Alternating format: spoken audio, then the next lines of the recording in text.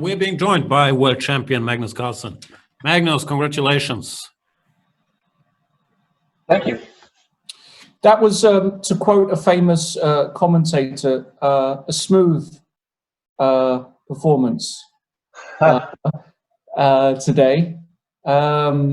You looked in control from start to finish. The first game, lovely little opening idea. We had some very tall Danish guy join us. Yeah, he just probably gave away everything, huh? He gives nothing away. It's surprising he's not a much better poker player. But yeah, I gotta say it worked out pretty well. I got a lovely position from the opening. I guess then the only question was like, how do you win it? And I really kind of struggle to see it. So that's why I just decided to yeah, okay, so if we go ahead, obviously I'm achieving everything I want. His queen-side structure is now completely stalemated, and so I mean the natural way is to go bishop f4, right, and just take the pawn. But then he goes knight g6. Sorry, I thought h4, not knight g6, of course, h4, h3. I go bishop h2, and he goes king f6, in order not to allow the king to go to f4 and then g5. And then I didn't really see what to do. Do you see this checkmate? Very relevant. Yeah, I did see this checkmate. Thank you. And so, I mean, I decided, I mean, I thought I'd look for answers elsewhere. And when I went for bishop e7, I wasn't sure that it was winning at all. But I did feel that the race we would get in the game would be in favor of me, and that's basically what happened. Yeah. We were debating if black does not go for this b6 and the race, but just does nothing. Do you have a winning plan? Well, I go and take h4. Yeah, let's say wait. Yeah, I go and take h4. I bring the king to d4, and then go for bishop c4. I thought that was pretty clean. Fair enough. Yeah. Do we have any? I mean, you have the whole line on the board. Why are you asking? Because we weren't sure, but yeah, apparently. Yeah, I think I just bring the king the other way. Now you go back. Oh, okay. Yeah, like maybe after king d7. I think what he does b6 just loses. Maybe you could have tried to go like king c8, king b8, and then b6, but it feels unbelievably slow. And I mean, I didn't actually calculate it, but and then he goes b6. I felt that he was too slow, but I wasn't sure. Maybe I should go like c3 takes, bishop c2 to try and slow him down. Really? You mean go c3 here? No, obviously I don't take, because I want to, and then bishop c2. Oh wow! But I really wasn't sure at all about these things, so I was pretty happy that he went for the forced line.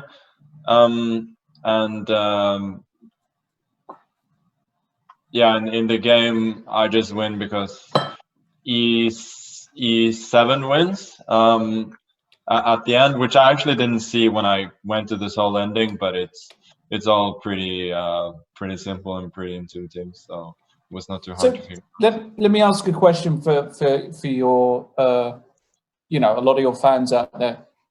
You said there you intuited that ending was winning when you got the king to g5 and f6. You didn't actually calculate it. No, I mean, I don't think you can calculate that to the very end in a rapid game, but I've felt that I was way ahead in in the race. Like if he tries to get his king around, and if he plays passively as it did in the game. No, I didn't figure out the way to win from before, but there's usually one. And very quickly, game 2 again was a very interesting game. Felt as though it started to drift for him. I think once you got in B6, the momentum shift. It felt like there was a momentum shift anyway. Yeah, I think B6. Once I got to go B6, I got all sorts of counterplay with A5 and also C5, and once I start opening things up with A5 and such, he just doesn't have the time to mate me or anything close to it. So I mean, the critical, of course, was knight D6 and then queen D7, B5, A6. I mean, I was trying to see if something like H6 could work for him. But it's really hard to go for this as white if you feel that after knight C4 your position is still pretty good. But I think in reality, black is just better, and it can go wrong very quickly for him. As a matter of fact, I mean, I did blunder in the game when I went for C5 and bishop C5. Because I hadn't seen rook C1 followed by knight D6, which is pretty embarrassing. Whoa. We missed it altogether as well, yeah. Yeah, actually, it doesn't matter at all. Like I go knight E6 and C D6, and I mean, even during the game, I didn't want this to happen because I'm a queen down, and the position is probably less clear than in the game, but I still felt that I'm actually considerably better here. Yeah. His pieces are just awful, and it doesn't. He can have the same position with the rook on A1, but it doesn't really matter much. And game 3, obviously he was in a must-win situation. Didn't choose the Caro-Kann like Wesley So did against you. Instead went for one of my favorites, the Hippo. But yeah, the Hippo sank quite quickly. I think what he did was fairly clever in that he doesn't waste time on B6, bishop B7, knight D7, all of that, because even in those lines you often go for H6, G5, knight G6 when your opponent, especially when your opponent has played C4 and weakened D4. So you want to play on the dark squares there. So I think what he did was clever, but I felt like in the game, although I spent oceans of time, I felt like I was always doing pretty well, and I just went to H4 because I didn't want him to go to play knight G6, all of these build-up moves. I just wanted to take the fight to him. Like I felt that I'm fully developed pretty much, and there is no reason why H4 shouldn't be a good move here. And yeah, I guess in the game, I felt like he played very well for a while, and he was definitely in it, but it was kind of hard to prevent some sort of tactical shot at some point, and there were ways like he could play for a draw, but never anything more, of course. Well, congratulations. Thank you. Nice performance. I don't know if you want to say a few words about the current Ding versus Dubov position. Oh yeah, sure. Dubov has played the Dubov. Is it called the Dubov Tarrasch now? I call it the Dubov Tarrasch. Okay. It was quite an interesting move order, though. Yeah, this is not how I expected this to appear on the board at all. Yeah. Dubov Tarrasch on chessable, I believe. Yeah. I think this is not too awful for black, but E3. Peter, didn't you have a blitz game recently where you took the pawn? Yeah, I did this against Daniel.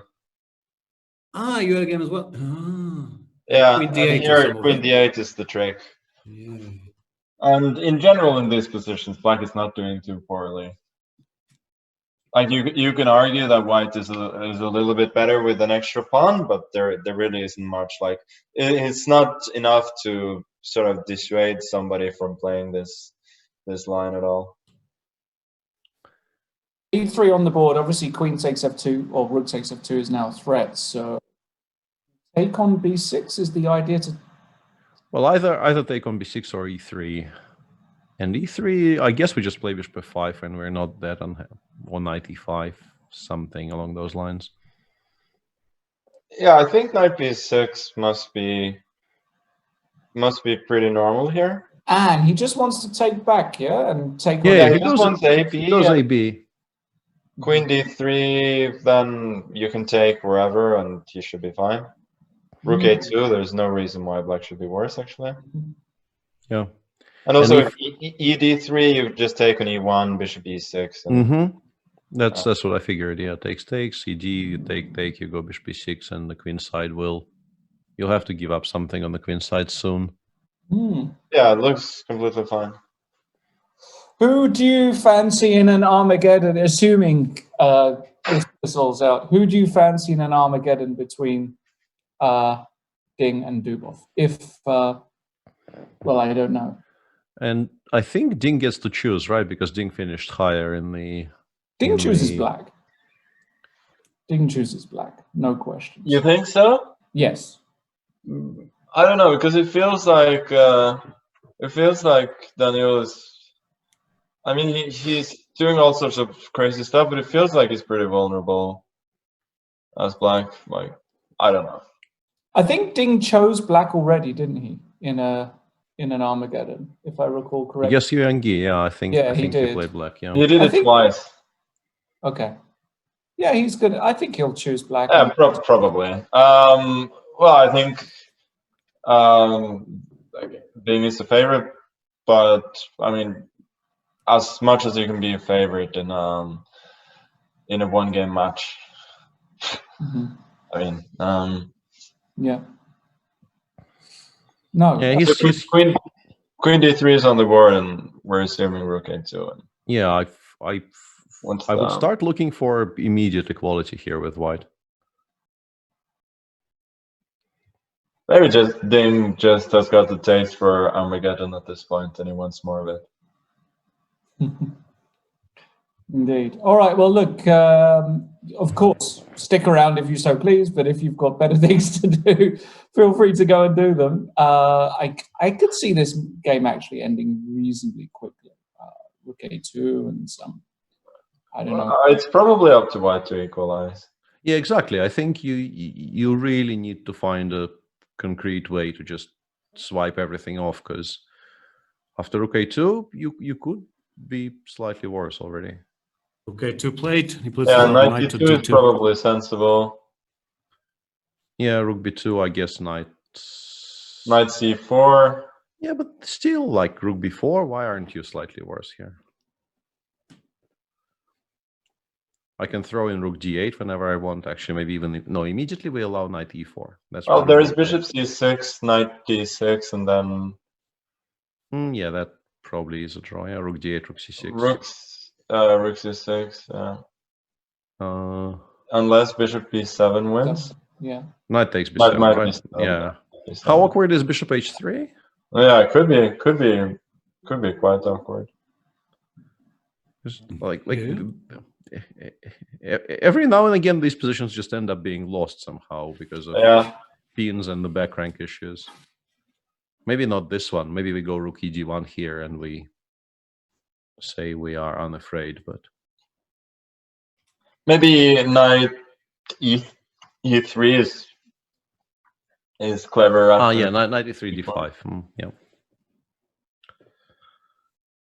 Okay, Bishop F5. Also, there are most like Queen A3 threatening Bishop C6.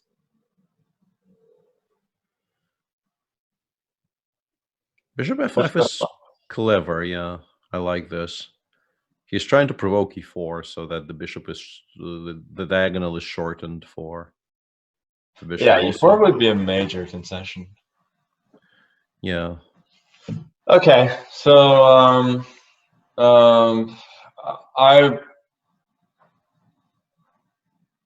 to return the favor from Hikaru's tweet, I will say good luck for both these players and for Hikaru tomorrow. And I'll see you guys later.